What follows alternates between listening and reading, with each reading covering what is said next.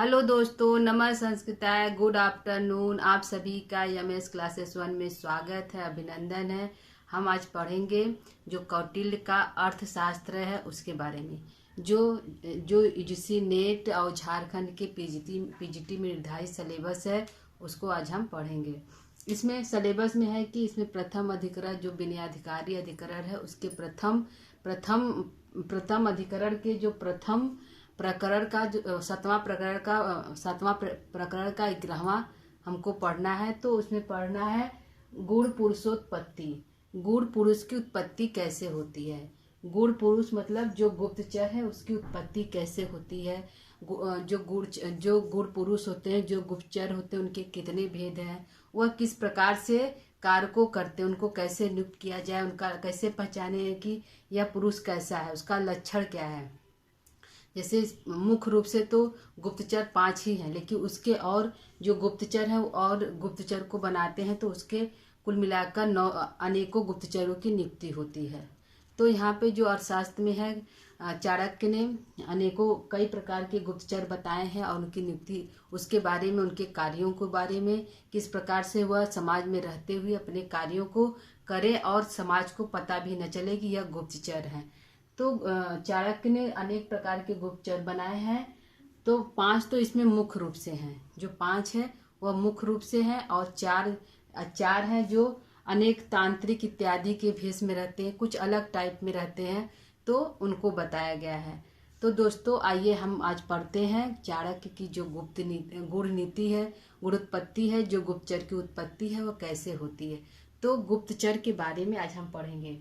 तो गुण पुरुषोत्पत्ति, गुण पुरुष की उत्पत्ति कैसे होती है, गुप्तचर की नियुक्ति कैसे होती है। तो उपधाभि शुद्धाम आत्मवर्गो गुण पुरुषो पुरुषानुत्पादयेत। जो गुण पुरुष होते हैं, तो गुण पुरुष का मतलब है गुप्तचर। क्या अर्थ है? गुप्तचर। तो गुप्तचर जो होते हैं वह किसके द्वारा नियुक्त किए जाते हैं? तो जो उसके अमात्य होते हैं, जो राजा के अमात्य होते हैं उसके द्वारा। राजा अमात्य जो है, जो मंत्री जो अमात्य वह बताता है राजा की यह गुप्तचर बनने के योग्य है, तो राजा जो है उस गुप्तचर को नियुक्त करता है। गुप्तचर किस लिए नियुक्त किया जाता है? राज्य में धर्म व्यवस्था जो है अच्छी तरह से बना रहे, धर्म कार्यों के लिए, कि कोई अनीति कार्य न हो राज्य में, शांतिपूर्वक दंगा फसाद इत्यादि न हो, और दूसरे राजाओं की सूचना जो है अपने राजाओं को दे सके कि वह अगला राजा क्या कर रहा है, क्या नहीं कर रहा है। तो उसके लिए गुप्तचर की नियुक्ति होती है। तो राज्य में गुप्तचर किस प्रकार से विचरण करें, किस प्रकार से वह समाज में रहें, जिससे कि वह अपने राजा के लिए कार्यों को करते हुए समाज में रहें। तो जो है कौटिल्य ने गुप्तचर के मुख्य रूप से 5 भेद बताए हैं। तो किसके द्वारा किया जाता है? अमात्य वर्गों के द्वारा किया जाता है। अमात्य वर्ग के द्वारा गुप्तचर की नियुक्ति की जाती है। अमात्य वर्ग के द्वारा, जो मंत्री इत्यादि छोटे जो मंत्री होते हैं राजा के, उनके द्वारा जो है गुप्तचर की नियुक्ति की जाती है। तो किसके लिए किया जाती है? धर्म उपाधि भी शुद्धाम, जो धर्म इत्यादि की रक्षा के लिए, धर्म इत्यादि के उपाय के लिए जो है गुप्तचर की नियुक्ति की जाती है। तो यह जो लाइन है दोस्तों, उपाधाभि शुद्धाम आत्मवर्गो गुण पुरुषानुपादयेत। तो उसमें पूछ लेगा गुण पुरुष से क्या अर्थ है, गुण पुरुष का से क्या तात्पर्य है। तो गुप्तचर से तात्पर्य, तो उसका अर्थ होता है गुप्तचर। छिपे हुए जो गुण होते हैं, जो दिखाई नहीं देते हैं, उसको गुण पुरुष कहते हैं। तो गुप्तचर जो होते हैं वह गूढ़ ही होते हैं, वह दिखाई नहीं देते हैं। तो दिखाई देते हैं लेकिन उसको कोई पता नहीं कर पाता है कि यह गुप्तचर ही है। ठीक है दोस्तों, अगला हम देखते हैं कि गुप्तचर कितने प्रकार के होते हैं, गुप्तचर कौन कौन से होते हैं, कैसे किस किस नाम से गुप्तचर होते हैं। तो पहला है कापटिक। पहला जो है कापटिक है, एक गुप्तचर हमारा हो गया। उदास्थित हमारा 2 हो गया। गृहपतिक हो गया, वैदेहक हो गया, और तापस हो गया। यह जो है मुख्य रूप से 5 गुप्तचर हुए। कौन से हैं? मुख्य रूप से 5 गुप्तचर हैं, जिनमें से क्षत्रिय, तीक्ष्ण, रसद और भिक्षुक यह अलग एक गुप्तचर हैं, जो कि मुख्य रूप से हमारे जो पाठ्यक्रम में निर्धारित है कि सातवें प्रकरण का 11वां अध्याय। तो यह जो गुप्तचर है सत्री तीक्ष्ण रसद भिक्षु, यह मुख्य रूप से सातवें प्रकरण का जो है प्रकरण का 11वां अध्याय से यह जो है अध्याय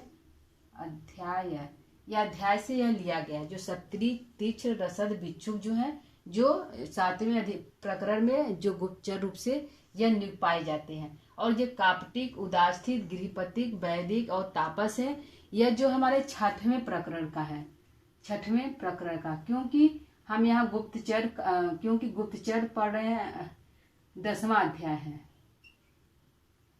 है। क्योंकि गुप्तचर के बारे में पढ़ना है तो गुण पुरुषोत्तर गुप्तचर के बारे में पढ़ना है, तो जो कि छठवें प्रकरण का 10वें अध्याय, तो वहां से हमको पढ़ना है और 7वें प्रकरण तक गुप्तचर समाप्त हो जाता है।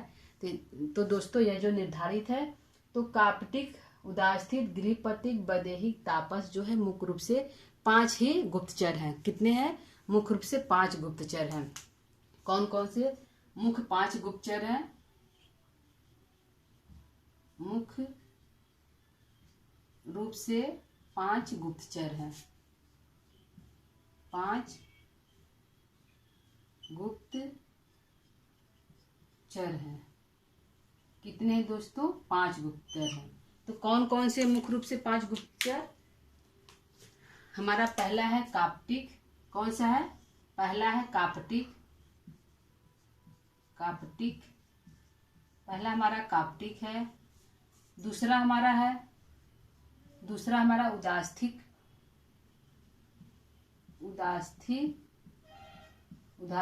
है हमारा, दूसरा है। तीसरा हमारा है गृहपति है। तीसरा हमारा गृहपति है। चौथा हमारा है वैदेहक है। कौन सा है दोस्तों? वैदेहक है। और 5वां तापस है। 5वां क्या है? तापस है। तो यह मुख्य रूप से जो हमारे 5 गुप्तचर हैं। कितने हैं दोस्तों?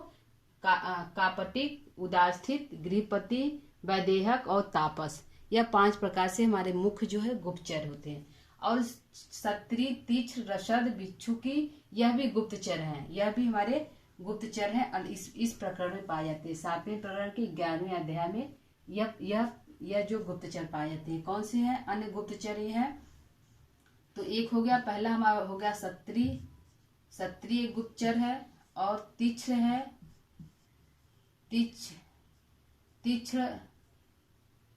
तीक्ष्ण एक हमारा गुप्तचर है। और रसद है।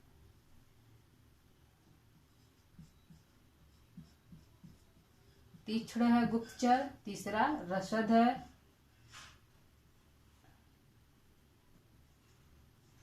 है। चौथा हमारा भिक्षुकी है। चौथा हमारा क्या है? भिक्षुकी है, जो अपना जीवन भिक्षा मतलब समाज में रहेगा और भिक्षा मांगते हुए जीवन व्यतीत करेगा और गुप्तचर का भी अपना कार्य करता रहेगा। और रसद जो है गुप्तचर है, वह अपने शत्रुओं को जहर इत्यादि रस के माध्यम देकर उसको मार डालने का कार्य जो है रसद गुप्तचर करते हैं। और यह सब जो तांत्रिक इत्यादि जो गुप्तचर होते हैं, तंत्र के भेष में रहकर समाज में अपना जीवन यापन करते हैं और गुप्तचर का भी कार्य करते हैं। तो यह सब गुप्तचर जो है इसके अंतर्गत आते हैं। भिक्षुकी, रसद जो विष इत्यादि के माध्यम से, तीक्ष्ण और सत्ती जो तांत्रिक विद्या के योग समाज में तांत्रिक विद्या बने महापुरुष बने फिरते हैं और तंत्र विद्या को थोड़ा बहुत जानते हुए गुप्तचरी का कार्य करते हैं। तो कापटिक, उदास्थित, गृहपतिक और वैदेहिक और तापसक, इसको हम आज ये जो 5 मुख्य रूप से हमारे हैं, पूछ लेगा प्रश्न हमारा कि मुख्य रूप से कितने गुप्तचर हैं। प्रश्न हमारा यहाँ बनेगा दोस्तों कि मुख्य रूप से कितने गुप्तचर हैं? तो 5 गुप्तचर हैं। तो कौन कौन सा है? कापटिक है, उदास्थित है, गृहपतिक है, वैदेहक है और तापस है। अन्य और कौन से गुप्तचर हैं? तो सत्री, तीक्ष्ण, रसद और भिक्षु। देखिए मुख्य रूप से हमारे 5 हैं जो परीक्षा दृष्टि से उपयोगी है। तो ये 5 को ज्यादा ध्यान दीजिएगा दोस्तों। तो आइए हम कापटिक जो गुप्तचर है इसके बारे में पढ़ते हैं।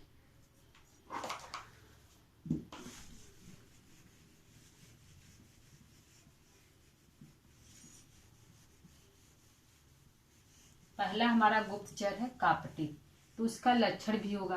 तो पहले कैसे पहचानेंगे कि हमारा गुप्तचर कैसे रहता है। जो गुप्तचर है, तो गुप्तचर किस वेशभूषा में समाज में अपना जीवन व्यतीत करेगा, समाज में रहते हुए गुप्तचर का कार्य करेगा। तो कापटिक का लक्षण मतलब अलग अलग सारे जो गुप्तचर है उन सभी के अलग अलग लक्षण होते रहेंगे समाज में। तो लक्षण को भी दोस्तों ध्यान देना पड़ेगा कि लक्षण उसका क्या है, पहचान क्या है।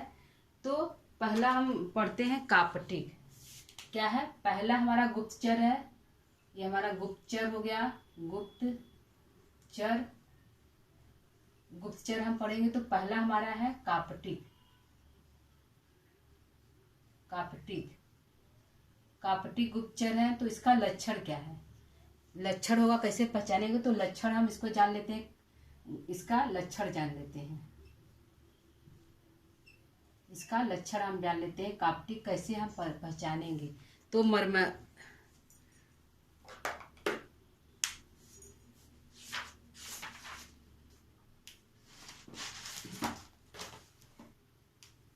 मर्मज्ञ जानेंगे। पहला हमारा लक्षण है मर्मज्ञ।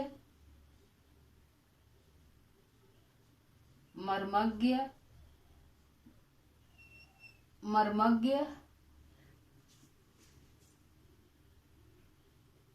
प्रगल्भ छात्र कापटिक। प्रगल्भ छात्र मर्मज्ञ प्रगल्भ प्रगल्भ प्रगल्भ प्रग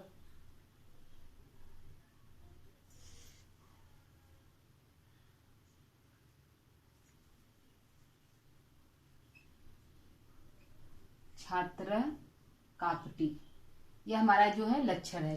मर्मज्ञ प्रगल्भ प्रगल्भ प्रगल्भ से छात्र, जो मर्मज्ञ माने दूसरों के, अर्थ हमारा होगा दूसरों के, यह हमारा लक्षण है जो कापटिक का लक्षण है। कि कैसे जानेंगे यह कापटिक है। तो यह मर्मज्ञ जो है दूसरों के, क्या है दोस्तों, दूसरों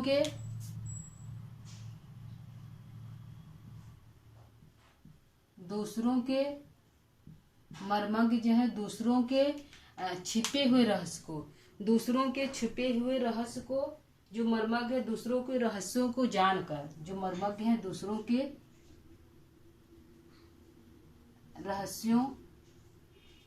रहस्यों को जानकर जो ये होते हैं कापटिक जो है दूसरों के रहस्यों को जानकर प्रगल्भ छात्र किस भेष में रहते हैं। तो दबंग रूप में। प्रगल्भ माने दबंग और छात्र के रूप में। यह हमारा हो गया दबंग और छात्र के रूप में। दबंग और छात्र के रूप में। दबंग और छात्र के रूप में दबंग और छात्र का वेशभूषा धारण करके वेशभूषा धारण करके समाज में वेशभूषा दबंग और छात्र के रूप में, विद्यार्थी के रूप में, विद्यार्थी और छात्र का वेशभूषा धारण करके समाज में मतलब रहते हैं, विचरण करते हैं, समाज में रहते हैं। तो दोस्तों यह हो गया हमारा लक्षण कि कापटिक का लक्षण क्या है। तो कापटिक का यही लक्षण है कि दूसरों के रहस्य को, जो अन्य राजा है उसके रहस्य को जानता है और उसके राज में कैसा रहता है। तो दबंग रूप, या तो वो दबंगई के साथ रहेगा, या तो भी फिर विद्यार्थी का वेशभूषा धारण करके समाज में रहेगा। तो यह उसका लक्षण हो गया। पूछेगा सीधा प्रश्न कि कापटिक का लक्षण क्या है। प्रश्न हमारा होगा कापटिक का लक्षण क्या है। तो मर्मज्ञ प्रगल्भ छात्र है, वह दूसरों के रहस्यों को जानने वाला, और प्रगल्भ माने दबंग इत्यादि, और छात्र के रूप में विचरण करने वाला, छात्र का रूप भेष धारण करके समाज में विचरण करने वाला जो होगा वह हमारा होगा कापटिक। ठीक है दोस्तों, यह हमारा कापटिक हो गया।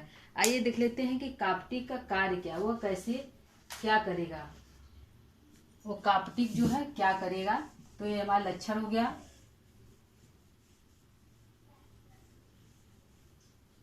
ये हमारा लक्षण हो गया दोस्तों। तो आइए आगे हम देखते हैं कापटिक का कार्य क्या है, कापटिक क्या करेगा।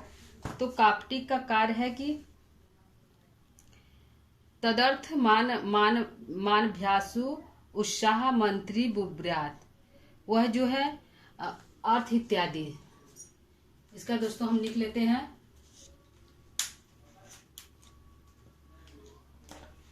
इसका हम लिख लेते हैं तदर्थ तदर्थ मानाभ्याम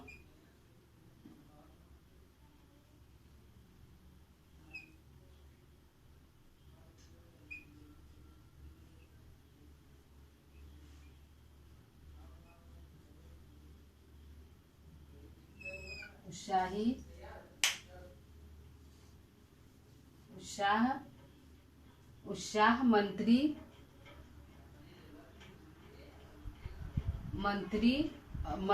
और मंत्री ब्रुआत, मंत्री बोला ब्रुयात राजनम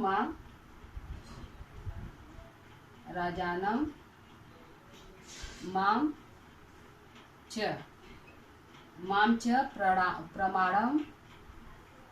प्रमाणम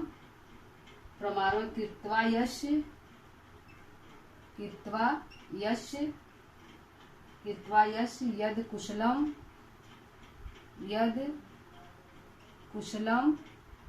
दूसरों के कुशलता को जानकर, यद कुशलम पश्यति देखकर,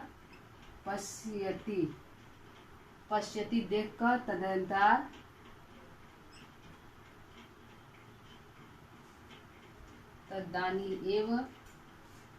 तद्दानीमेव दूसरों के जानकर प्रत्यादिशेति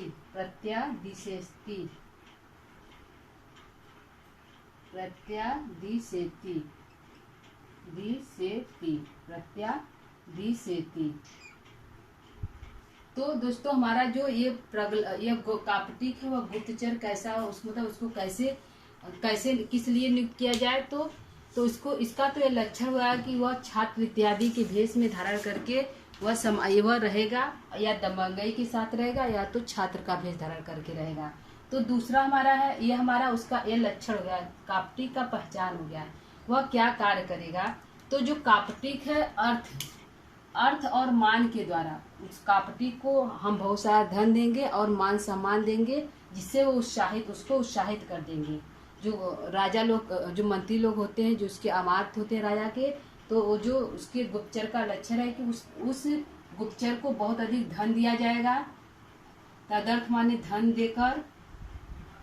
देकर और मान सम्मान देकर, मान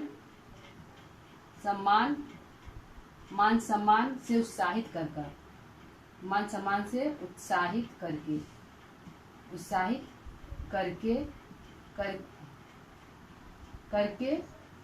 मंत्री बुरियात, मंत्री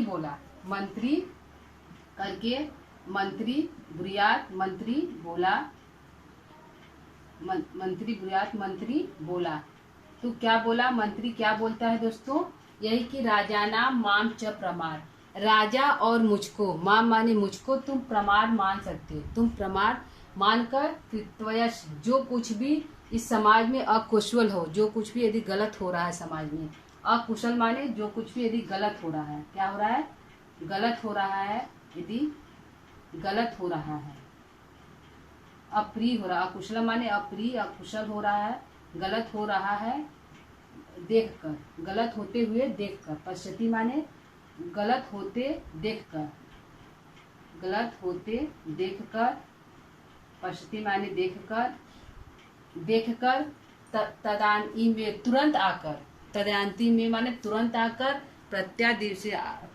तुरंत आकर मुझसे बताओ। और जो मंत्री वो बोलता है कि उस गुप्तचर को धन और मान सम्मान से उत्साहित करके मंत्री बोलता है कि राजा और माम च प्रणाम, राजा और मुझको तुम प्रमाण मानकर कृत यश यद कुशलम, जो भी यदि समाज में गलत हो रहा है, अकुशल हो रहा है, अप्रिय हो रहा है, देखते हुए यदि तुम समाज में देख रहे हो कि कोई अप्रिय अकुशल हो रहा है, तो पश्यति देखते हुए, तद्दानी एव प्रत्यादिशेति, उसको तुम तुरंत जानकर मुझसे और राजा को तुरंत आकर बताओ।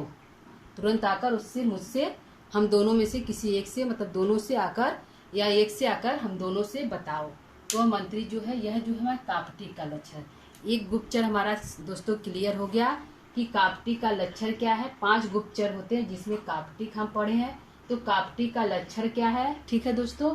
और कापटी क्या कार्य करता है, कापटी के लिए जो मंत्री है वह क्या बताता है कि वह कहता है कि कापटी को धन और मान देकर उसको उत्साहित करके मंत्री बोलता है कि यदि समाज में कुछ अकुशल हो रहा, अप्रिय हो रहा, यदि कुशल गलत होते पश्यति माने देखकर, गलत होते देखकर तदानी तुम आकर तुरंत मुझसे बताओगे। हम दोनों प्रमाण मानकर, किसको, राजा मान च प्रमाण, राजा या मुझको तुम प्रमाण मानकर आकर मुझसे प्रत्यादिशेति, तुरंत आओ और हम लोगों से बताओ। ठीक है दोस्तों, यह हमारा एक जो है कापटी क्लियर हो गया।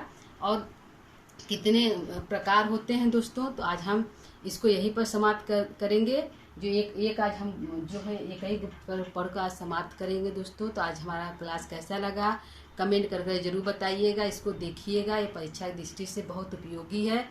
ठीक है दोस्तों, तो क्लास को यही विराम करते हैं। नमः संस्कृता।